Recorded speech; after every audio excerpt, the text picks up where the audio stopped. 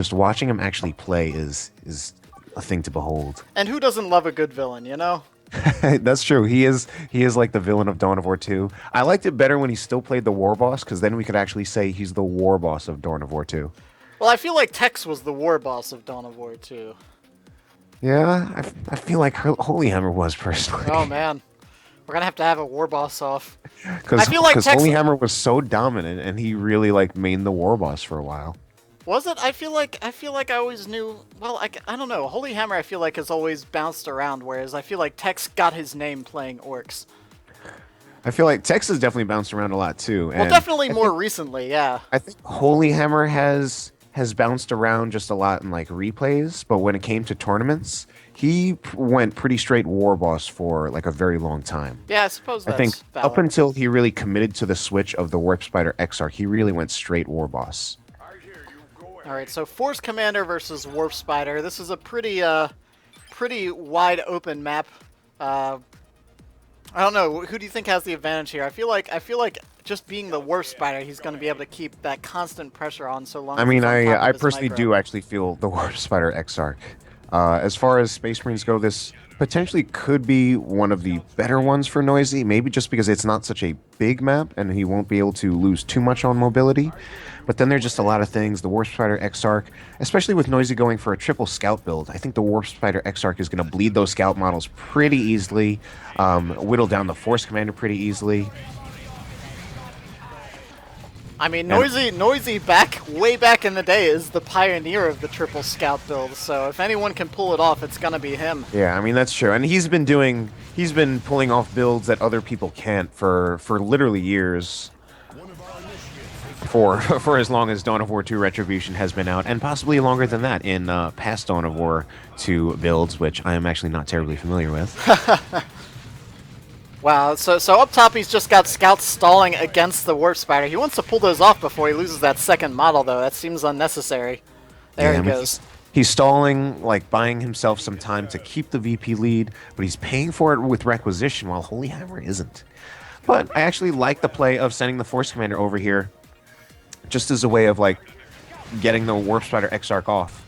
Yeah, no, that's a singular unit. It's not gonna bleed, and it's just gonna keep pressure on the Warp Spider in the meantime. His injured scouts can go up and take the uncontested points now. So, just I mean, like as Space Marine against Eldar, I feel like early on you just want to not necessarily stall, but you just want to keep the VPs from getting too low, and just kind of keep yourself in a position that you can come back from in Tier 2. Because in Tier 1, if the Eldar play well, I feel like you're probably going to lose on map control.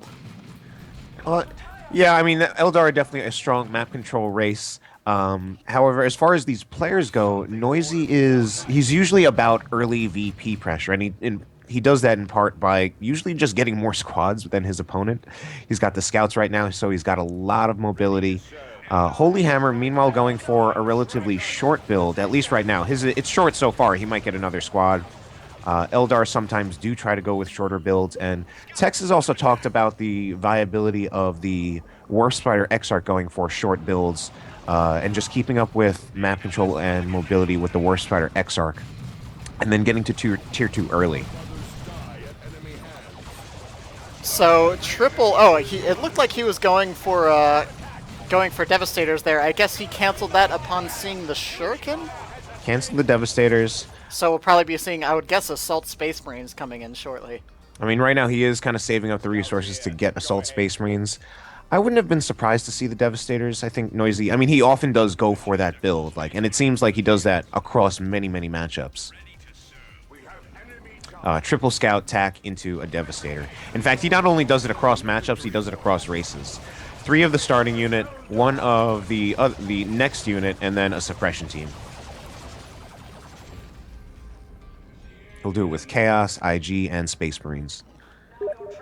Yeah, but as it stands, let's see. I mean, despite having the smaller force, he's still doing pretty well on map right now.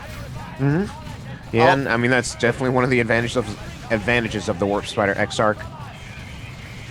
Guardian Weapon Team just has to retreat right after setting up, just getting shot at from 3 different directions by scouts. Yeah, that was pretty great. That was a pretty fun play to see. I mean, 2 scouts do the equivalent DPS of attack squad, so... And he's actually got 3 of them, so the DPS is actually pretty decent. But he's got 1 that needs to retreat before it gets lost entirely. Well, I think he's going to try to do whatever he can to keep it on the field so he can cap after the threats are off the field. That is actually a very good point. And I'm sure, I mean, if Noisy has the micro that he can stand to do that, a lot of folks, it'd be way too dangerous. Oh, nice jump just in time to stop that grenade from going down. That was a perfect timing, like, because I saw the energy drop, and I was, like, expecting the grenade, so that was perfect timing from the Assault Marines. Banshees running around up top. Second Shuriken now on the field as well. And so far, the Banshees haven't really been engaging much. They've been very passive, mostly been capping, actually. Yeah, they haven't really been around for an engagement, but I think now that we see the double Shurikens, we're going to see the Banshees babysitting the Shurikens while the Warp Spider kind of puts the pressure on the capping game. It's been surprising how effective Noisy has been at deterring the Warp Spider from doing his usual run around and harass everything. Force Commander actually in a perfect position to flank both of these Shurikens right now. And the Assault Terminators, not Assault Terminators, the Assault Marines now moving to put a pincer on these 2 setups. Are they? Oh yeah, here they come. And then the Force Commander should be able to move back in. No, yeah, either way, this is exactly where these Shurikens don't want to be. The Banshees are screaming out to engage, but let's see if that's going to be enough. Here come the Banshees. But we also have a Force Commander who can use Battlecry. Battlecry is now active, so the Assault Marines are getting the damage buff, but he has to retreat anyway because the 2 Shurikens set up. No, the HolyHammer got him out of there. Even so, all he really needed to do was suppress with the Banshees. The Assault Marines didn't have enough for another jump, so long as those Shurikens could get out of melee scuffle range and just turn and fire, they would have been fine. I actually thought that entire engagement was pretty well played by both of them. First, like, the original using both of the Shurikens to deal with the Force Commander by himself, then bringing in the Assault Marines so that he would be able to deal with the 2 Shurikens, then bringing back the Banshees. And the Banshees actually ended up really being more like the bait so that the Shurikens could set up again.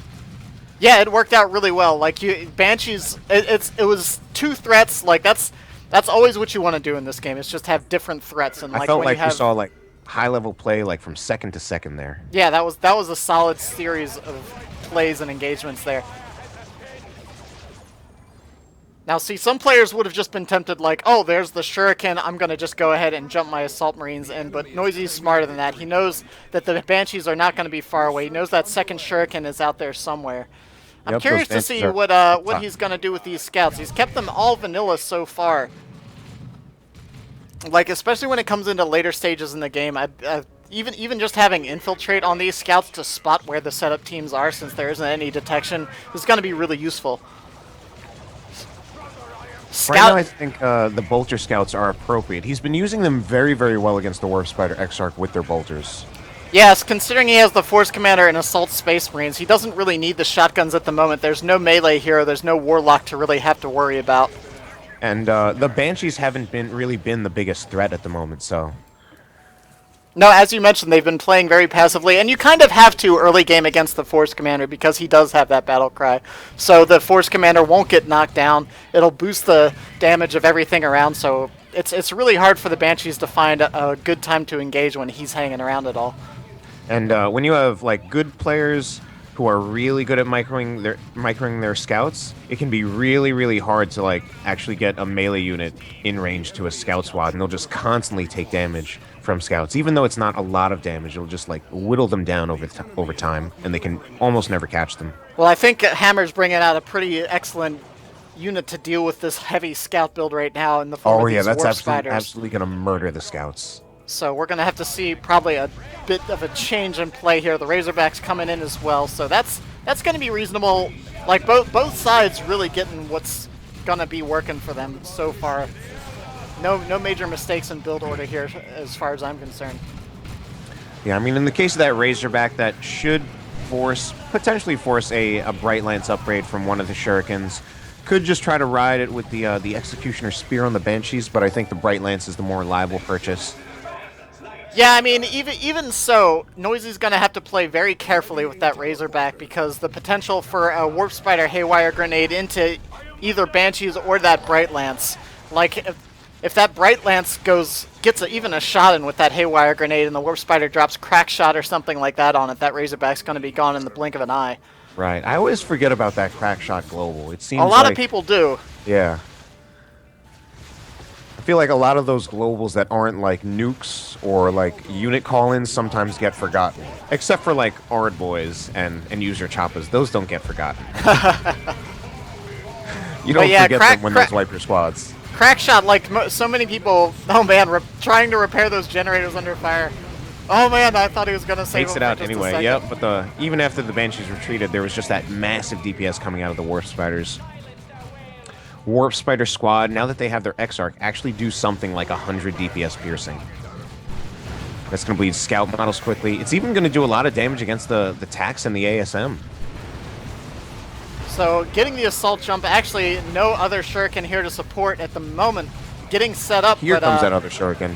But we should have an assault jump with no Banshee support right by there, and this engagement going in favor of Noisy. Yeah, now that the Force Commander has that Thunderhammer and the Teleporter pack, that's going to be a huge threat to that dual setup build. It's really going to be difficult for Hammer to hold position against all of that. Wouldn't be surprised to maybe see Entangling Web on the Warp Spider or something like that to deal with these melee squads. Because if he can control either the Force Commander, I was gonna say War Boss. If he can deal with either the Force Commander or the Assault Squad, I think he'll be able to much more easily pick apart this Space Marine construction. And I don't know if you noticed, but it looks like he actually canceled the Razorback. And he probably canceled the Razorback to kit out the Force Commander as well as potentially other upgrades. Because Force Commander's now got fully upgraded. Thunderhammer, Artificer Armor, and Teleporter Pack. No, I think once he saw those Warp Spiders, he knew it was gonna be a heavy task to even get a lot of use out of that Razorback. And as we're seeing, this Force Commander's already won pretty singularly an engagement with those upgrades. And now again forced off the Banshees. He's just a much bigger threat with this layout than he was sitting around vanilla. So then on the other side of things, we got HolyHammer now bringing out the Dark Reapers.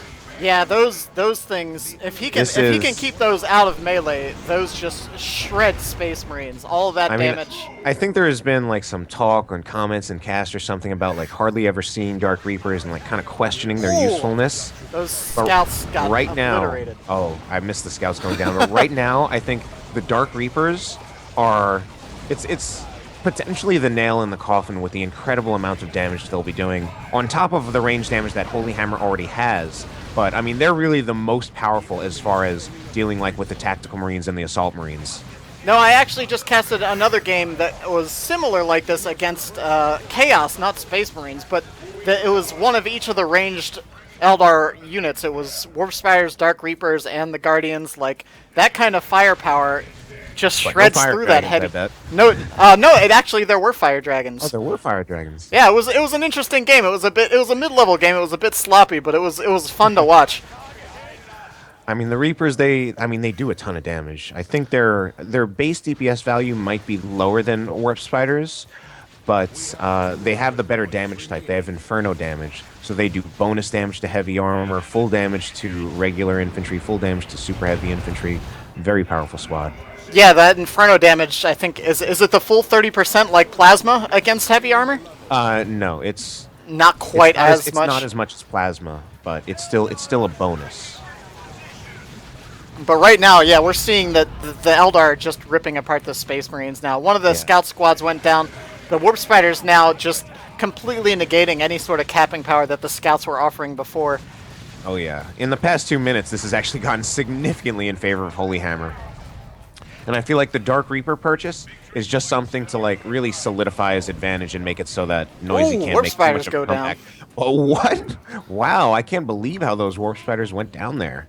That was just a lot of damage. So I mean, Noisy still has some potential, but like we're just seeing this kind of the attrition of Eldar map control right now, and the Warp Spiders just locking everything down because suddenly Noisy's 200 points behind.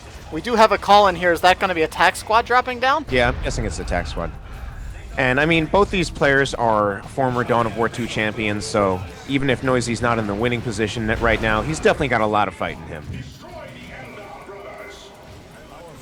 Man, and we're seeing now with these now upgraded assault space marines with the force commander support are just there's not a lot of melee counters right now on the field for the Eldar. Like, if those Banshees aren't around, the force commander and his assaults are going to shred through any Eldar infantry they encounter. The problem right now is that Noisy, with his scouts, just doesn't have anywhere he can cap safely. The Warp Spider on his own, I mean, at least the Warp Spider squad is down, so that's giving him a little bit of breathing room as far as map helping control. him out a lot. But the Warp Spider himself is still, now that he's gained himself a level or two, is going to be able to deal with those scouts really easily. And I think what could really send it over the top is if he decides to get, like, improved targeters. But down on the bottom, he actually just wipes another squad of scouts. I think just caught Noisy maybe focusing on the middle, and another squad of scouts goes down. Yeah, I think part of the reason he got those tacks was to have something a little meatier that he can just use to cap at this point. Like, he just wants more squads on the field. And as it stands right now, losing those scouts is just kind of counteracting that in the long run. So we've got, is that a Wraith Lord coming out here? It Yep. is. So that's, I mean, Noisy has some strong anti-infantry squads on the field, but at the moment, nothing really to deal with that Wraith Lord once it hits. And it's gonna, I'm pretty sure it's gonna hit pretty hard, because as we've seen recently, the main things that have been thwarting HolyHammer have been the assaults and been the force commander, and that Wraith Lord's just gonna pretty much take them off of the field.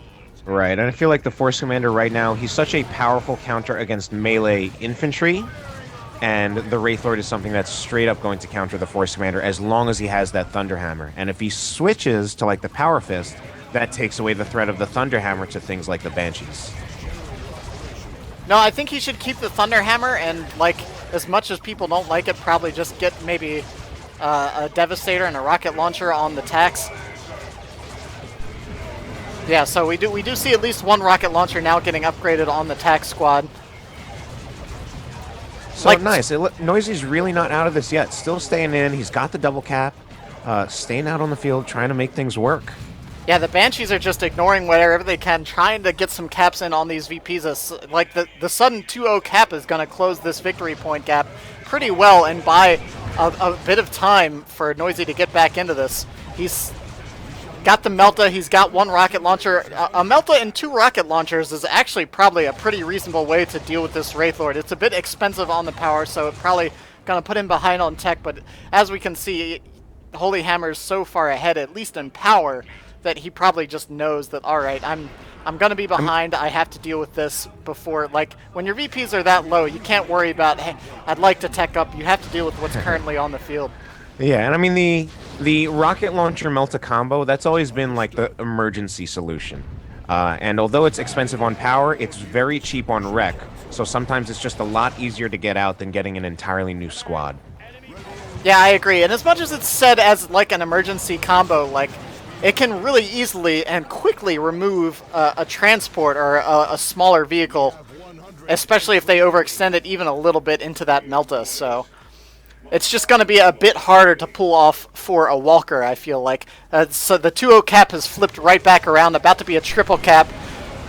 Noisy is going to be able to get the Southern VP, but with only 80 victory points left, he's going to be very hard-pressed. He pretty much needs to go into center right after he caps this and decisively win an engagement. If he doesn't... And he's finding himself, like, committing most of his units to the bottom, and, I mean, he's not capturing the entire map this way. And I think he's about to get intercepted as well. The Wraith Lord is committing, but I also don't think there's a whole lot to stop the Banshees from maybe charging in. Yeah, once those assaults get forced off here, the Force Commander isn't here. Aside from the Force Commander. Yeah, here he comes just now. The Scouts are there with shotguns as well, but even if he wins this engagement, the victory points are ticking down. See, this is where him losing those Scouts to that War Spider is really hurting him. If he still had his Scouts, he'd be capping the rest of the map right now. Wow, he's and actually going to lose the Wraith Lord here, I think. I think it's... Wow, he's going to force melee with dire Avengers to just stop to keep the that rocket from going down. All he needs is one more rocket, but as it stands, the victory points are still changing hands. I think he has a better... Oh man, he got a point-blank rocket. point blank rocket. I was actually wondering if he was going to try to force melee the Wraith Lord as a way of finishing it off. Yeah, just finish those last couple points as possible. No, they just put the rocket launcher up against the Wraith Lord's leg and I know pulled that the happens trigger. sometimes. You kite away and then you get a rocket launcher close range, but despite that effort, HolyHammer does take the first game. That actually was a really good game. Yeah, that was a lot of fun. That was a great game. That was good stuff. Two very high-level players showing what they can do. I also went to the codex and just double-checked some things since I'm not in the middle of, recording right now. Oh, yeah, I can need to check update my scorecard, too. Inferno is 25% bonus against heavy armor. Plasma is a 50% bonus against heavy armor. Oh, it's 50? I thought it was 30. My goodness. But Plasma also has penalties against regular infantry. Right. Whereas Inferno does not. Good to know. Yeah, no, the Inferno does max against everything, just about. So like at least 100%, if not more. Yeah, Inferno's the more versatile, whereas Plasma's the more like specialized for heavy and super heavy infantry armor. All right. Oh, it looks like next lobby is already up. A little slow there. And actually waiting on you too. There you go. My apologies. Handling